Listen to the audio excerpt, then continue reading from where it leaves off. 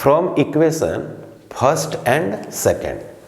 तो first and second से अगर बात करें from equation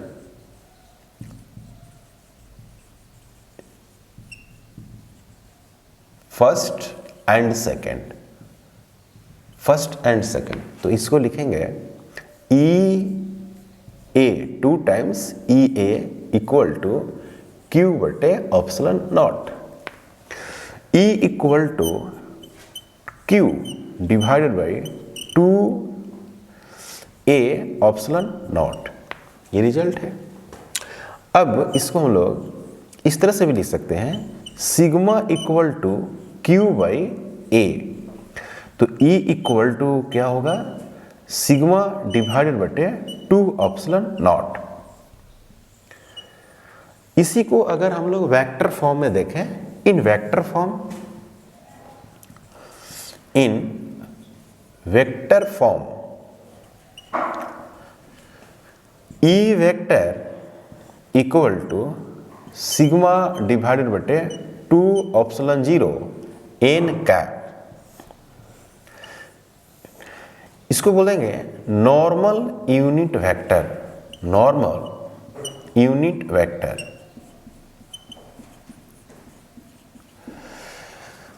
electric field intensity या electric field due to plane sheet, due to plane sheet does not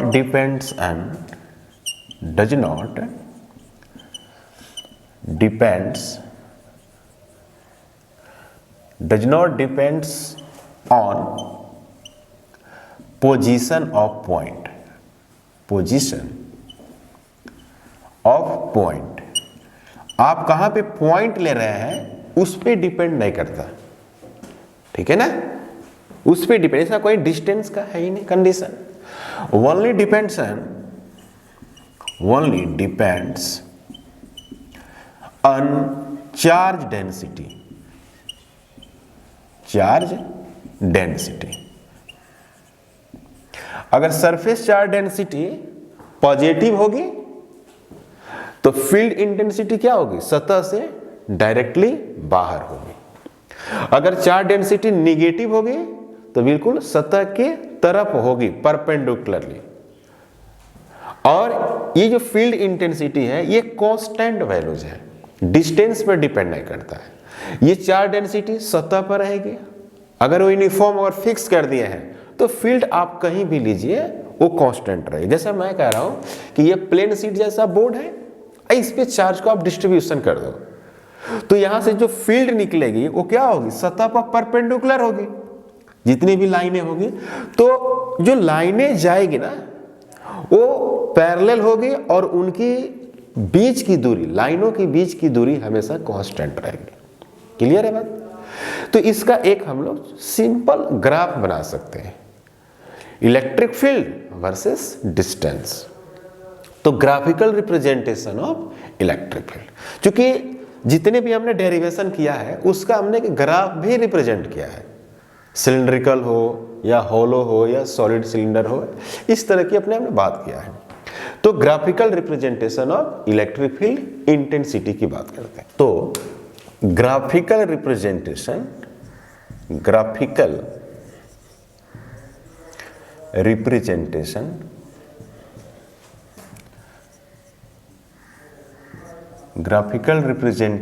of field, graphical representation of field में हम क्या कर रहे हैं कि इधर क्या ले रहे हैं, फील्ड ले रहे हैं, फील्ड इंटेंसिटी, और इधर हम डिस्टेंस ले रहे हैं मीटर में। यहां पर है न्यूटन पर कूलम। अब यहां पे सतह पे क्या है, सतह पे तो डिस्टेंस 0 है ना, सतह पे डिस्टेंस 0, और आगे भी बढ़े मतलब कि ऐसा होगा, ये होगा, ये 0, यहां पर सिग्मा डिवाइडेड बटे 2 ऑप्सलन 0, यही हमेशा कांस्टेंट रहेगा। अगर हम बात करें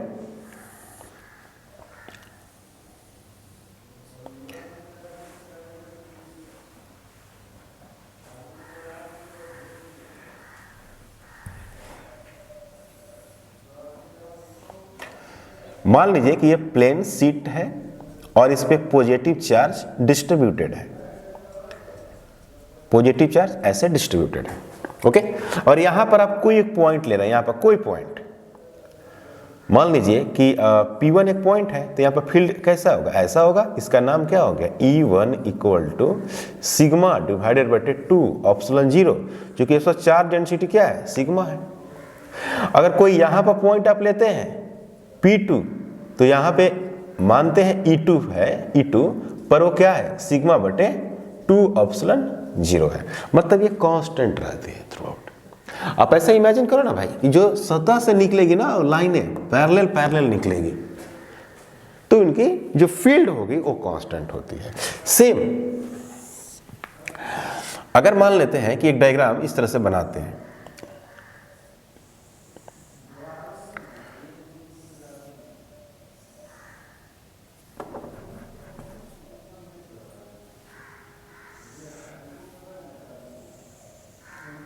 इस पे हम निगेटिव चार्ज दे देते हैं, यानी सरफेस चार्ज डेंसिटी जो है वो है आपका नेगेटिव, और किसी भी पॉइंट पे हमको इलेक्ट्रिक फील्ड इंटेंसिटी पता करना है। जैसे मानिए यहाँ पता करना है तो सीधे अंदर की तरफ होगी, यहाँ पता करना है सीधे अंदर की तरफ होगी, और उस सभी का मान सिग्मा बटे 2 एप्सिलॉन 0, अगर वेक्टर फॉर्म में लिखना चाहते हैं तो n कैप। फील्ड निगेटिव नहीं, सिर्फ डायरेक्शन अंदर या बाहर आप कर सकते हैं, ओके। दूसरी बात ये है कि अगर मैं इसको y मान लूं, है ना, मतलब कि इसको y माना, ये y, और ये क्या है, ये है होगा z, ठीक है। जैसे मान लीजिए कि हमारा हाथ ही प्लेन शीट मान लो, है ना, इस तरह से मेरा हाथ को मान लो, और इधर चार्ज आपको क्या है, डिस्ट्रीब्यूटेड है ना, इस तरह पे तो चार्ज डिस्ट्रीब्यूटेड है, और इधर हम फील्ड देखना चाहते हैं। तो ये हाथ क्या है भाई, y एक्सिस में है, और आपके तरफ भी तो है, z में है, मतलब कि ये जो रखा हुआ है वो yz प्लेन में रखा हुआ है। तो जब yz प्लेन में कोई प्लेट रखा हो, है ना, प्लेन शीट रखा हो, प्लेन शीट का मतलब क्या, जस्ट लाइक पेपर, है ना, कॉपी का जो एक पेज है उसकी बात मैं कर रहा हूँ। तो किसमें है, yz प्लेन में है, तो उसकी सतह किधर दिखेगी, x में दिखेगी ना, उसकी सतह जो दिखेगी वो किधर दिखेगी, x में। तो हम लोग लिख सकते हैं नाउ ई वाई बराबर ई जेड इक्वल टू क्या, 0 है कि नहीं, क्योंकि ये कौन सा प्लेन है, वाई जेड प्लेन है, इसको बोलते हैं वाई जेड प्लेन। ओनली किधर इलेक्ट्रिक फील्ड होगी, ई एक्स नॉट इक्वल टू 0, और ई एक्स ही आपको फील्ड है, वो क्या है, सिग्मा डिवाइडेड बटे 2 एप्सिलॉन 0। अब ये वाली होगी प्लस x के तरफ भी हो सकती है और माइनस x के तरफ हो सकती है। ये सारी बातें इस बात पर डिपेंड करती है कि आपका जो यहाँ पर चार्ज डेंसिटी है वो क्या है, पॉजिटिव है या नेगेटिव। तो आपके पास जो क्वेश्चन आता है बोर्ड में, तो देखो बोर्ड में तो ये भी पूछा हुआ क्वेश्चन है, बोर्ड की बात करें तो बोर्ड में बेसिक बात होती है, किसी भी टॉपिक के बारे में आपका बेसिक कंसेप्ट क्या है, बेसिक बोर्ड में यही होती है कि किसी भी टॉपिक के बारे में, मैं प्लेन शीट की फील्ड की बात कर रहे हैं तो उसमें आप क्या क्या जानते हो, ऐसी बात होती है। तो हम लोग कुछ जनरल क्वेश्चन करते हैं, है ना, जनरल क्वेश्चन जो एनसीईआरटी में भी आधारित है और ये जेईई मेन में भी है। कुछ ऐसे चैप्टर होते हैं या कुछ ऐसे टॉपिक होते हैं जिनकी लेवल बहुत ज्यादा बढ़ाई नहीं जा सकती, मतलब कि उनके जो क्वेश्चन होते हैं वो बोर्ड, नीट और जेईई मेन के इक्विवेलेंट होता है। तो हम लोग एक जनरल क्वेश्चन लिखते हैं। क्या क्वेश्चन है, जनरल क्वेश्चन, जनरल क्वेश्चन को बात करते हैं। क्वेश्चन है फाइंड इलेक्ट्रिक फील्ड या find field at point A B and C as shown in the figure, as shown in figure.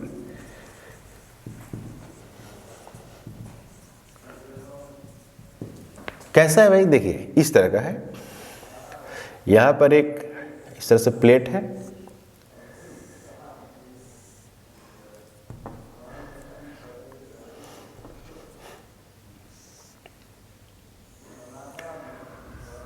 इस पे आपको प्लस चार्ज रखा हुआ है,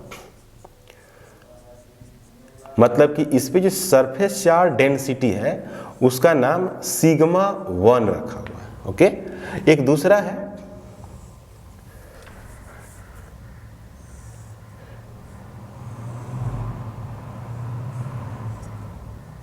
जिसपे भी, इस पे भी पॉजिटिव ही चार्ज रखी हुई है, इस पे भी पॉजिटिव चार्ज है, सरफेस चार्ज डेंसिटी प्लस ऐसे। ओके, और इस पे जो सरफेस चार्ज डेंसिटी है उसका नाम सिग्मा 2 है। एक पॉइंट यहां पे है, एक पॉइंट ये है ए, ये है बी और ये है सी। क्लियर है? अगर मैं इसी में डिस्कशन करूं तो हम ऐसे लिख सकते हैं कि यहां पे इसके चलते जो फील्ड है उसका नाम क्या है, सिग्मा 2, और ये बाहर होगा, है कि नहीं? सिग्मा 2 के चलते चार्ज फील्ड कहां होगा, बाहर की तरफ होगा, और सिग्मा 1 के चलते भी कहां होगा, बाहर की तरफ होगा। अभी मैंने बताया था कि सरफेस चार्ज डेंसिटी अगर पॉजिटिव है तो फील्ड लाइन इस प्लेन शीट से सीधे बाहर होगी, तो यहां पे बाहर है। यहां पे अगर बात करें यहां पे, तो इसके चलते किधर होगी, इधर होगी सिग्मा 2, सॉरी E2, और इसके चलते किधर होगी, इधर होगी, ये होगी कौन, E1। इसकी अगर बात करें इस पे तो इधर की तरफ होगी, और इसकी बात, इसके चलते इस पर बात करें तो इधर की तरफ होगी। ये समझ में आया नहीं है, सिंपल है, इसमें कुछ है ही नहीं। अब देखना क्वेश्चन बैंक एडवांस का बहुत पहले का ये क्वेश्चन है, पूछा हुआ है अलग अलग सरफेस चार्ज डेंसिटी के केस में। तो दो केसेस उसमें थी, अगर दोनों पॉजिटिव हो तो, या दोनों निगेटिव हो तो, एक ही बात हुआ, एक पॉजिटिव एक निगेटिव होता, इस तरह की बात है। तो हम क्या करते हैं इसमें अगर बात करें डिस्कशन में, तो एट पॉइंट ए, पहले बात करते हैं एट पॉइंट ए, तो E A vector is equal to E1, और ये बेचारा किधर है, माइनस आई के तरफ, प्लस E2, ये भी किधर है, माइनस आई के तरफ। और ये तो आप समझते हैं इसमें डिस्टेंस का कोई लफड़ा है नहीं, कहीं भी पॉइंट को रखो फील्ड कांस्टेंट रहेगी, रहेगी कि नहीं रहेगी। तो यहां पर हो गया सिग्मा 1 डिवाइडेड बटे 2 epsilon 0 minus I cap, plus sigma 2 epsilon 0 और माइनस आई कैप। तो यहां पर आप लिख सकते हैं, क्या लिख सकते हैं भाई, देखिएगा, E A equal to sigma 1 plus sigma 2 minus I cap 2 epsilon 0, यानी इस तरह से लिखेंगे, स्केलर के फॉर्म में ऐसे लिखेंगे, sigma 1 plus sigma 2 divided by 2 epsilon 0 along minus x, है कि नहीं, माइनस एक्स की तरफ। अगर बात करें कि एट पॉइंट, ध्यान दीजिएगा, एट पॉइंट अगर मैं सी की बात करूं तो सेम नहीं लिख सकते, सेम एज एबव, सेम इसी की तरह, इस पर सी पर अगर बात करें सेम ऐसा ही, E C equal to sigma 1 plus sigma 2 divided by 2 epsilon 0 along किधर, प्लस एक्स, सिंपल है कि नहीं। अब बात करते हैं क्या, एट पॉइंट बी, तो बी की अगर बात करो ना ये बी, तो ये वाली प्लस में है, अगर एक्सिस कंसीडर करें तो इधर प्लस एक्स और इधर माइनस एक्स, तो ऐसे लिख सकते हैं E B vector is equal to E1 I cap plus E2 minus I cap. तो फाइनली ऐसे लिख सकते हैं sigma 1 minus sigma 2 divided by 2 epsilon 0 I cap, है कि नहीं, ये रिजल्ट है। ठीक है, अब इसमें हम क्या करते हैं, ये सोल्यूशन हुआ इसका, इसके चलते इधर और इसके चलते भी इधर, एक दिशा में पैरेलल ऐड हो जाएगा, मतलब इधर जीरो नहीं होगा, अगर इक्वल चार्ज डेंसिटी हो तब। इधर भी जीरो नहीं होगा, लेकिन यहां पर क्या हो जाएगा, फील्ड जीरो हो जाएगा अगर इक्वल चार्ज डेंसिटी हो तब, और दोनों का साइन क्या हो, सेम हो तब, ये कंडीशन। यहाँ पर पुट कर सकते हैं। तो इसी में हम लोग नाउ लिख सकते हैं कि फॉर इक्वल चार्ज डेंसिटी, ये अलग अलग चार्ज डेंसिटी का है, now for equal charge density. मैं क्वेश्चन लिख दिया हूँ, आप इसको वीडियो को रोक कर, है ना, आप इसको ट्राई कर सकते हैं, बहुत सिंपल है। जैसे कि मैं अभी क्वेश्चन बताया, जनरल क्वेश्चन, सेम उसी पे आधारित क्वेश्चन है। कह रहे कि 2 large thin metal plates are parallel and close to each other. दो आपके पास क्या है, मेटल प्लेट्स है और काफी पैरेलल में रखे हुए हैं। क्लियर? तो 2 मेटल प्लेट पहले बना ले भाई, 2 मेटल प्लेट मैंने तैयार कर दिया। 2 मेटल प्लेट है इस तरह से। एक और है,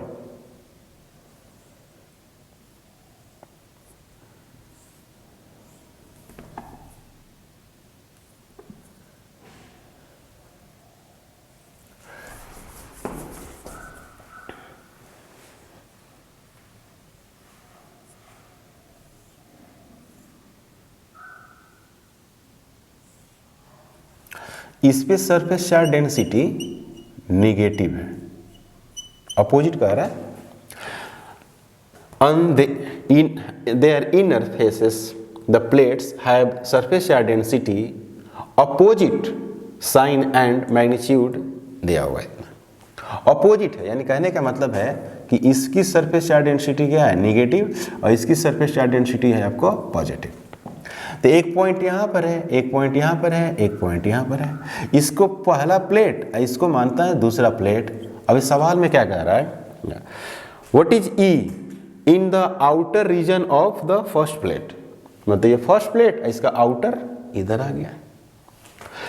बी में कह रहा है कि in the outer region of the second plate, तो ये सेकेंड प्लेट, इसका आउटर रीजन ही आ गया। सी में कह रहा है बिटवीन द प्लेट्स। तो सॉल्यूशन में वैल्यूज लिखते हैं। आपको सिग्मा दे रखा है, सिग्मा कितना दिया है भाई, सिग्मा दिया हुआ है 17.0 into 10 to the power -22 coulomb पर मीटर स्क्वायर।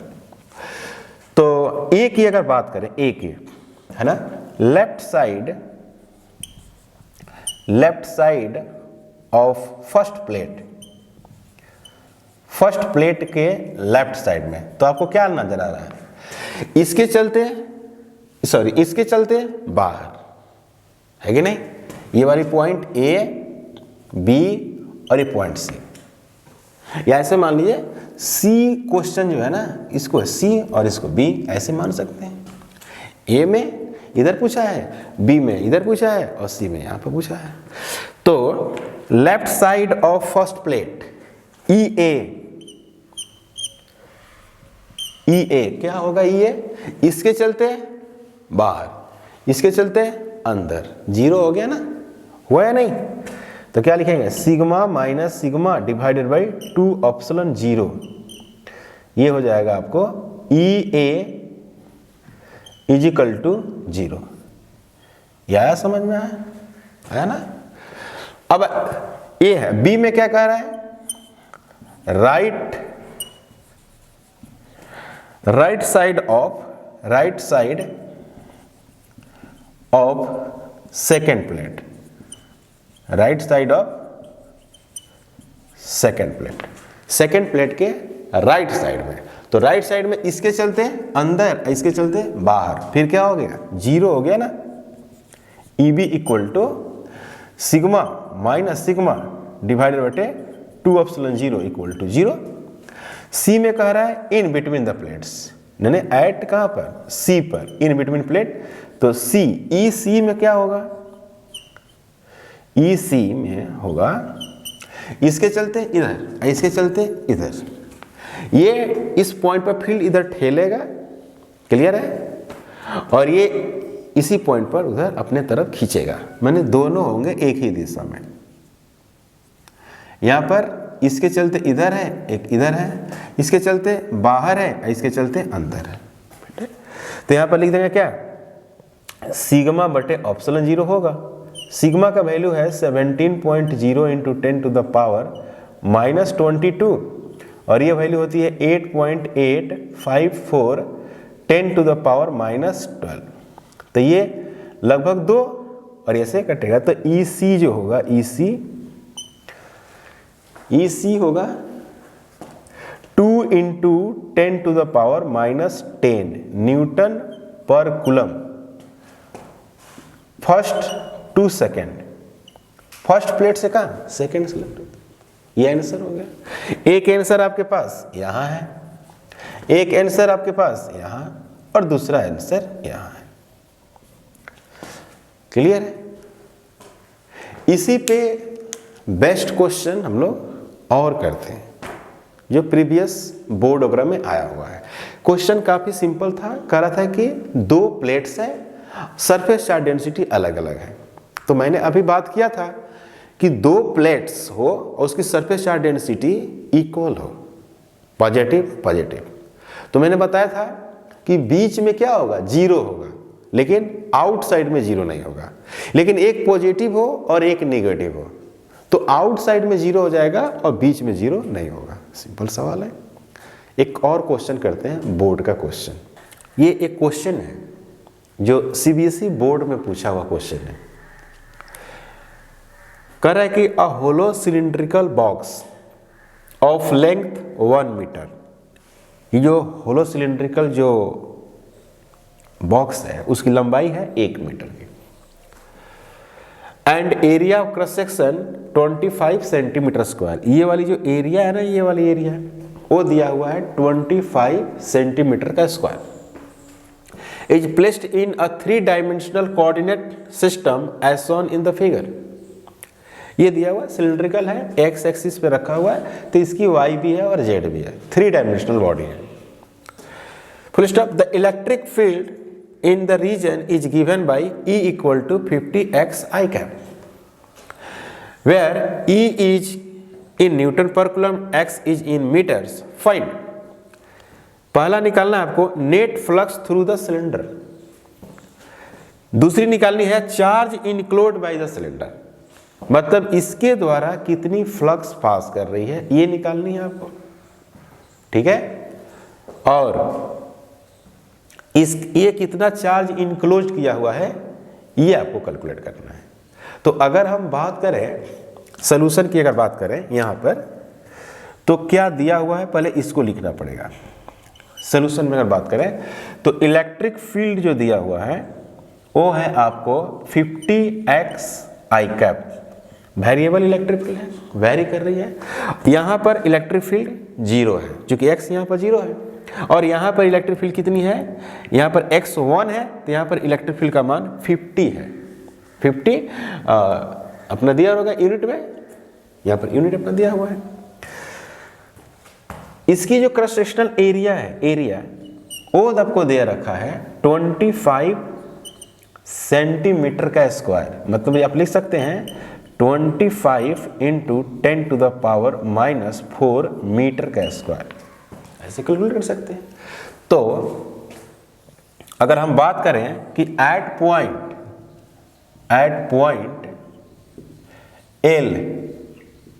एल मतलब इस जगह की अगर बात करते हैं तो हमारे पास जो फील्ड होगा, फील्ड उसको हम नाम देते हैं क्या, EL, और लिखेंगे क्या 50 इंटू 1 न्यूटन पर कूलम, यानी EL is equal to 50 newton पर कूलम।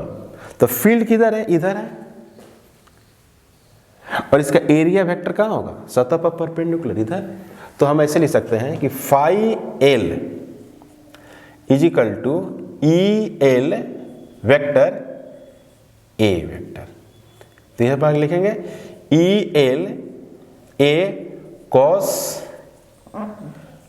180 डिग्री, मतलब कि निगेटिव फ्लक्स होगा L पर, वो होगा माइनस E का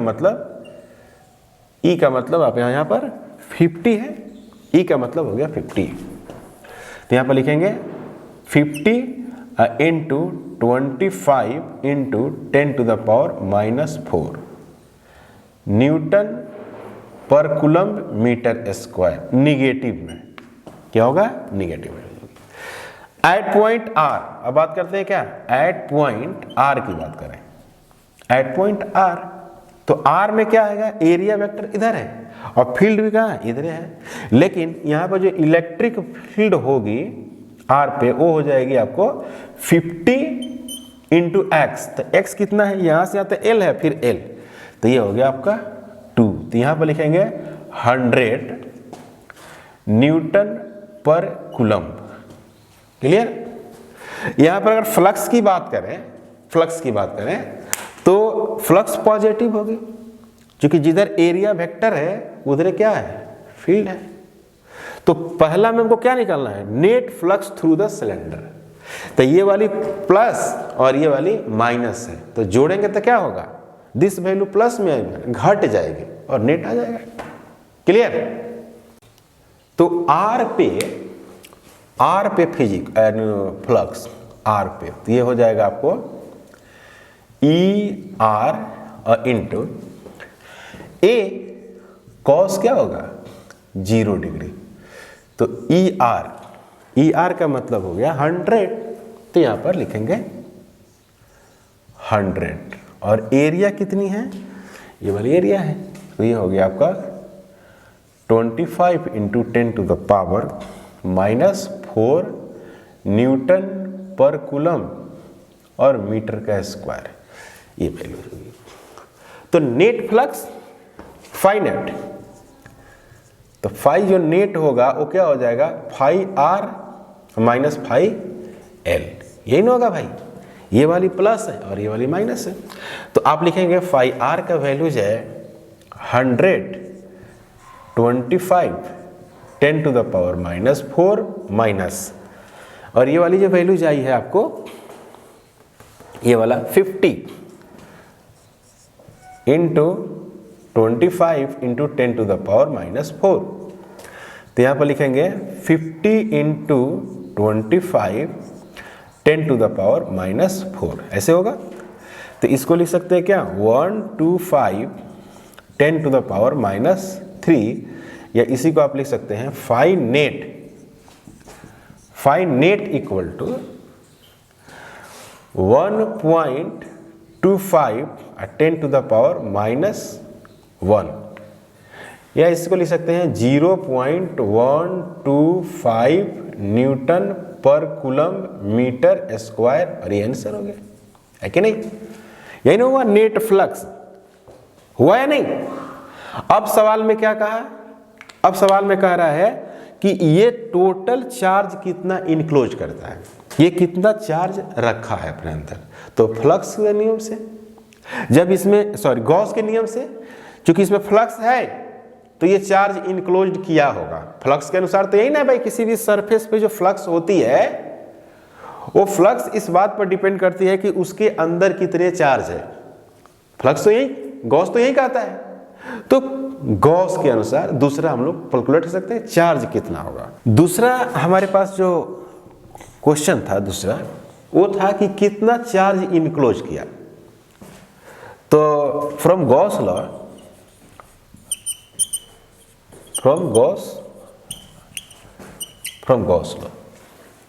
phi E is equal to Q enclosed epsilon nought. तो Q enclosed equal to phi E into epsilon nought. Q enclosed phi E का जो वैल्यू हमने निकाला है वो है हमारे पास 0.125 इंटू एप्सिलॉन 0 का वैल्यू 8.85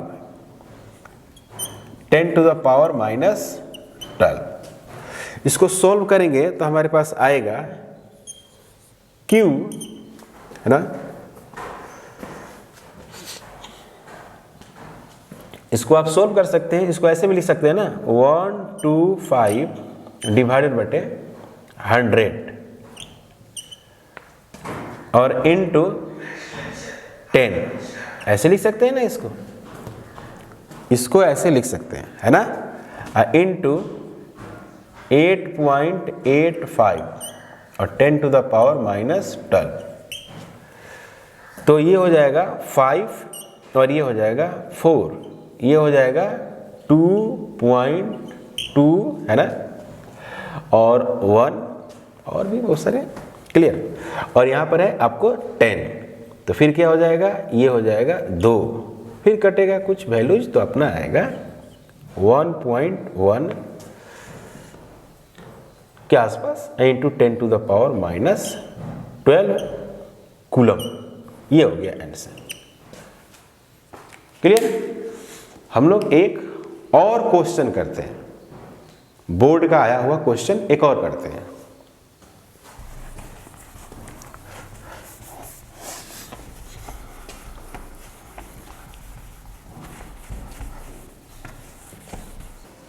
ये सीबीएसई बोर्ड में पूछा हुआ क्वेश्चन है और बहुत अच्छा क्वेश्चन है, इसको आप समझने की कोशिश करें। लिखा हुआ कि an infinitely long positively charge straight wire has linear charge density lambda, full stop.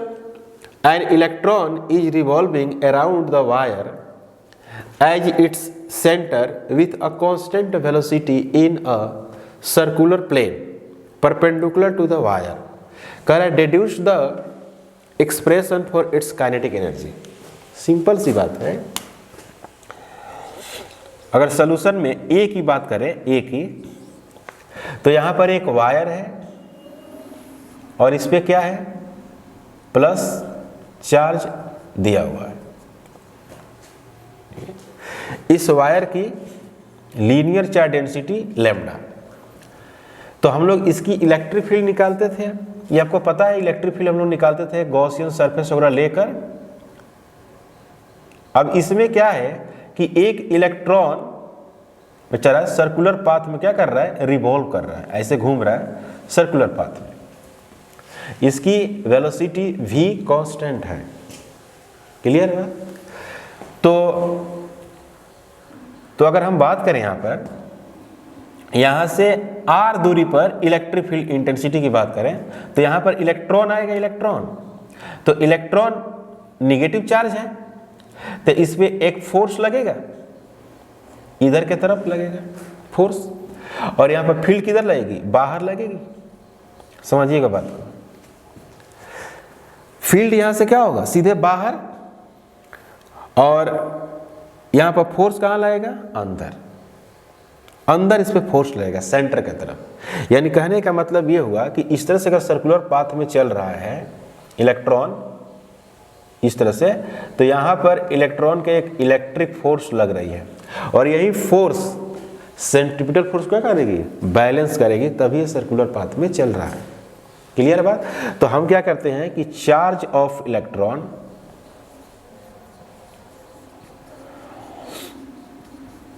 जो कि निगेटिव है, वो है आपका E, जो कि निगेटिव है, okay.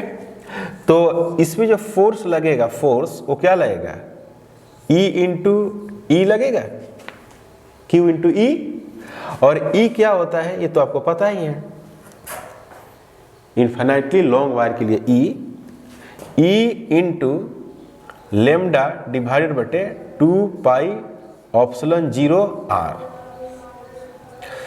For circular motion,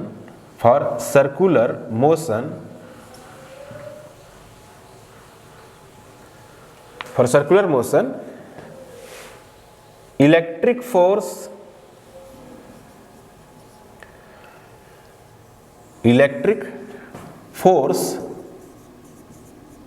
balanced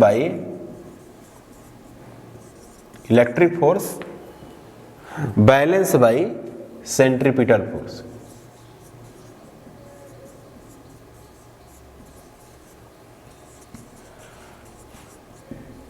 electric force balance by centripetal force, so क्या लिख सकते हैं, mv का स्क्वायर डिवाइडेड बटे r।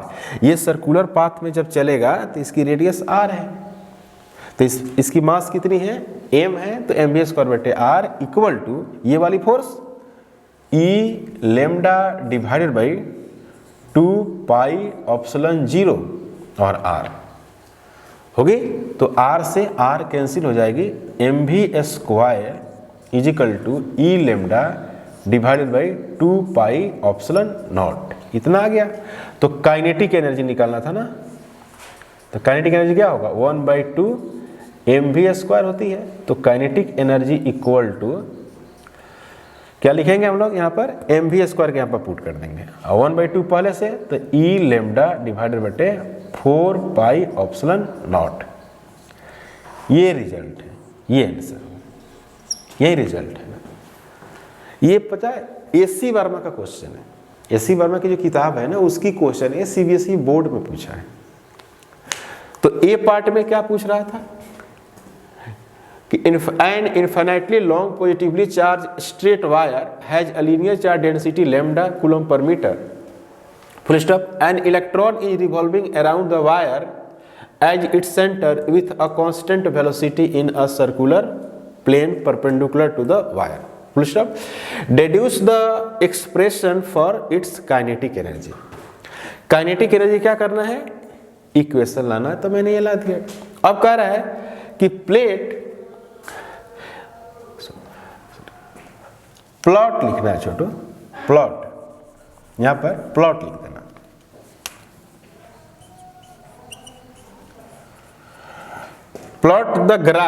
Plot graph of kinetic energy as a function of charge density, मतलब कि काइनेटिक एनर्जी और चार्ज डेंसिटी का आपको ग्राफ ड्रॉ करना है।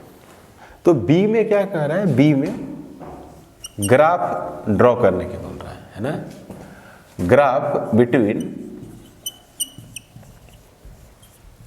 Between kinetic energy and lambda. तो इस इक्वेशन से क्या पता चल रहा है कि kinetic energy equal to E lambda divided by 4πε0। तो ये जो है ये वो क्या है, कांस्टेंट है ना, कांस्टेंट है। तो काइनेटिक एनर्जी डायरेक्टली प्रोपोर्शनल क्या हो गया, लैम्डा, मतलब कि स्ट्रेट लाइन हुआ ना, स्ट्रेट लाइन ग्राफ हुआ।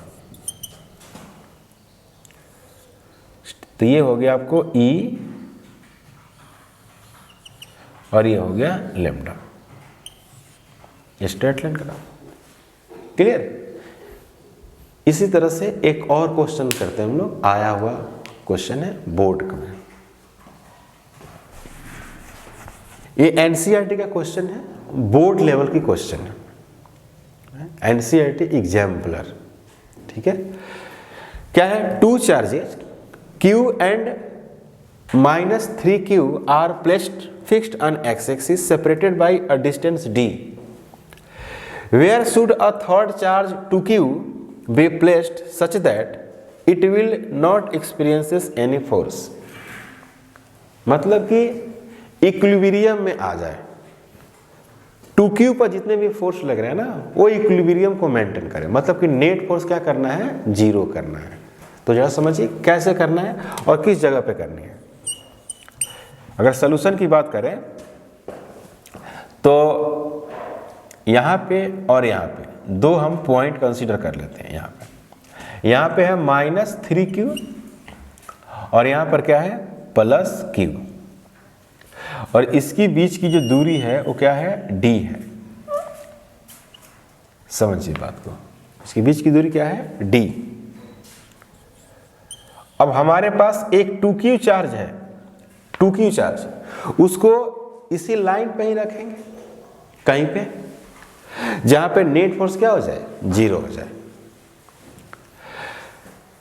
X axis separated by a distance d, where should a third charge 2Q be placed such that it will not experience any force, मतलब कि वो फोर्स एग्जर्ट ना करे, नेट फोर्स उस पर क्या हो, जीरो।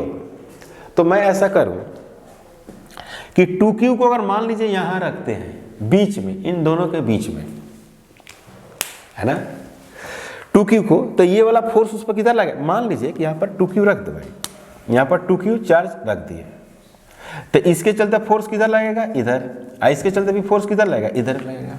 तो किसी बॉडी पे एक ही दिशा में दो फोर्स लगेगा ना, तो वो इक्विलिब्रियम को मेंटेन नहीं करेगा, एक ही दिशा में फोर्स लगेगा। नेट फोर्स जीरो होने के लिए अपोजिट में फोर्स होना चाहिए, अपोजिट डायरेक्शन में। तो यहां तो अपोजिट नहीं है, क्योंकि ये प्लस है और ये भी प्लस है तो ठेल देगा इधर ना, रिपेल करेगा। और ये -3q है और ये +2q है तो ये अट्रैक्ट करेगा इसके तरफ, तो बीच में नहीं रख सकते। ये तो एकदम क्लियर हो गया कि आप बीच में नहीं रख सकते, है ना। दैट इज नाउ, ऐसा लिखते हैं, that now 2q charge cannot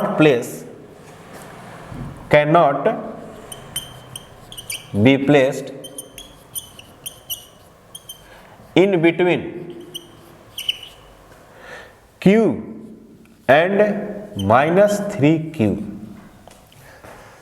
clear है बात? तो हम लोग ऐसे लिखेंगे ना। अब बात करते हैं कि बाहर रखने की, तो बाहर या तो इधर या नहीं तो इधर। पहले इधर देखते हैं। अगर मान लीजिए कि आप 2q को यहां रख दिए, यहां, तो ये चार्ज से ये दूरी क्या है, कम है, और चार्ज का वैल्यू ज्यादा है।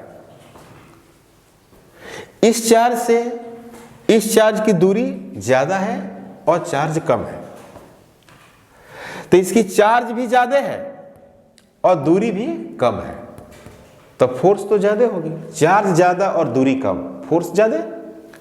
यह इसके बीच अगर देखा जाए, इसके बीच तो डिस्टेंस ज्यादा है और चार्ज क्या है, कम है, तो फोर्स बहुत कम हो जाएगा। डिस्टेंस भी ज्यादा और चार्ज कम, फोर्स कम। तो इसके चलते फोर्स इधर और इसके चलते फोर्स इधर। तो ये तो बात ठीक है कि दोनों फोर्सेस अपोजिट में है, लेकिन ये वाली फोर्स ज्यादा है और ये वाली फोर्स कम है, इसीलिए इधर नहीं रख सकते। अब बात करते हैं इधर की।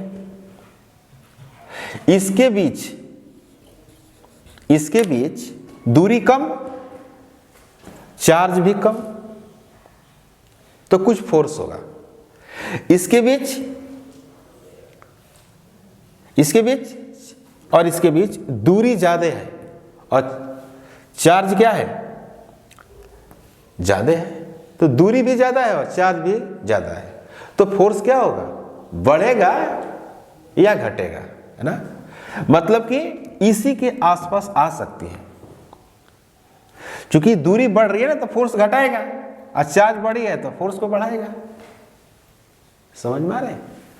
तो हम पॉइंट को यहां रखेंगे, तो इसके चलते, है ना, इसका नाम 1 और इसका नाम क्या रखते हैं, 2। तो इसके चलते जो फोर्स लगेगी, इसके चलते जो फोर्स लगेगी वो कहां लगेगी, अंदर की तरफ लगेगी। F2 इसका नाम है। और इसका जो होगा किधर लगेगा, इधर, जिसका नाम है F1 है। और यहां से ये वाला जो दूरी है हम मान लेते हैं क्या, x मान लेते हैं, ये वाला दूरी x। समझ में आई बात? यहां से हमने दूरी क्या माना है, x।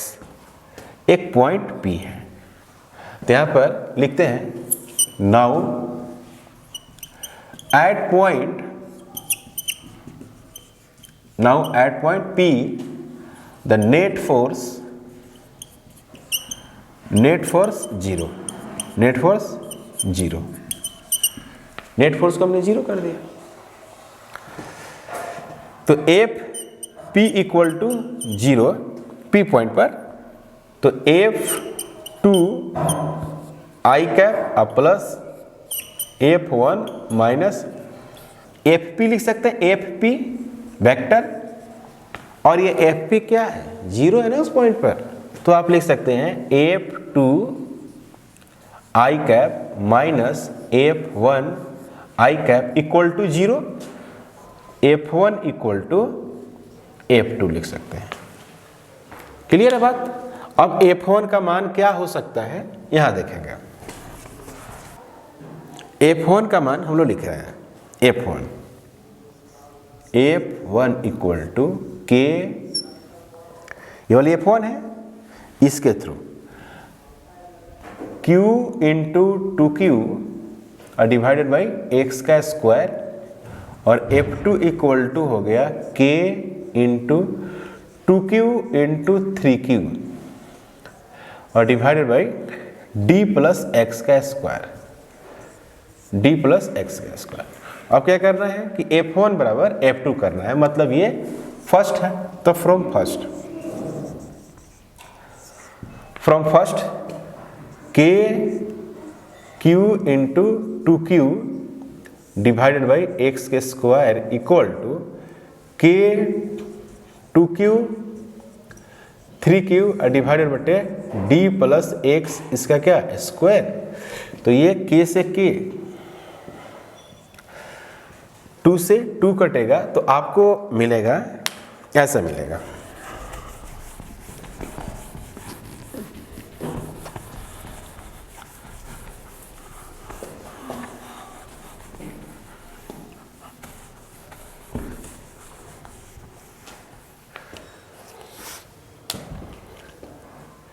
One by x square equal to 3d plus x इसका स्क्वायर। तो इसको आप लिख सकते हैं एक्स स्क्वायर मतलब d प्लस एक्स इसका square divided by x square equal to 3d plus x divided by x equal to root under 3 d by x plus x by x equal to root under 3 d by x plus 1 equal to root under 3। तो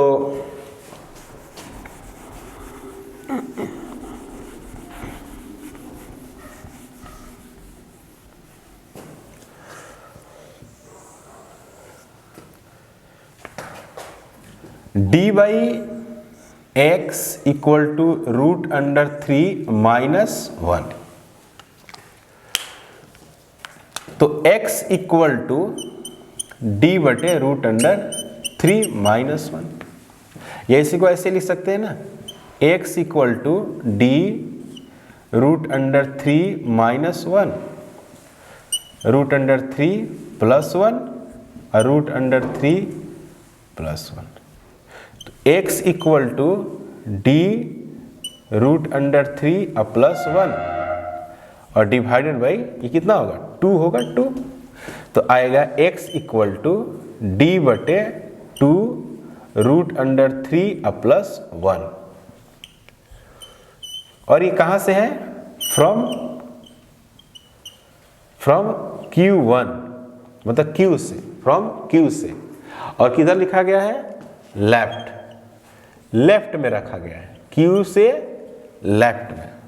ये बताना पड़ता है क्योंकि ये जगह है ना तो जगह में दो बातें Q से किधर रखी गई है लेफ्ट में रखी गई है। तो 3Q से भी किधर रखी गई है लेफ्ट में ही रखी गई है। तो उसमें क्या करना पड़ेगा D और ऐड करना पड़ेगा ना। तो इस तरह के सवालें आती हैं इक्विलिब्रियम करके या नेट फोर्स जीरो करके। ओके पहला जो चैप्टर है इसमें हम लोग इसी सब चीज़ें के बारे में पढ़ना है। जो पहला जो चैप्टर है आपका वो इलेक्ट्रोस्टैटिक्स फोर्स एंड फील्ड्स। तो इसमें हम लोग फील्ड और फोर्स के बारे में पढ़े हैं इंक्लूडिंग गॉस लॉ और इलेक्ट्रिक फ्लक्स। ये सारे हमने काम किए हैं और board of point of view से पहला चैप्टर को पढ़ाई गई है ताकि आपके बोर्ड में अच्छे मार्क्स मिल सके। इसके बाद जो हम लोग पढ़ेंगे एनसीईआरटी के दूसरी chapter electrostatic potential and capacitance of capacitor. तो हम लोग फर्स्ट लेक्चर दूसरा चैप्टर का फर्स्ट लेक्चर स्टार्ट करने जाएंगे इलेक्ट्रिक पोटेंशियल एनर्जी से, जो आपने 11th के ग्रेविटेशन में भी पढ़ा होगा। ऐसी बातें वहां पर 2 मास के लिए पढ़ा होगा, यहाँ पर चार्ज के लिए पढ़ा होगा। कुछ बातें मिलती जुलती ही रहेंगी इलेक्ट्रोस्टैटिक्स और ग्रेविटेशन से। Thank you.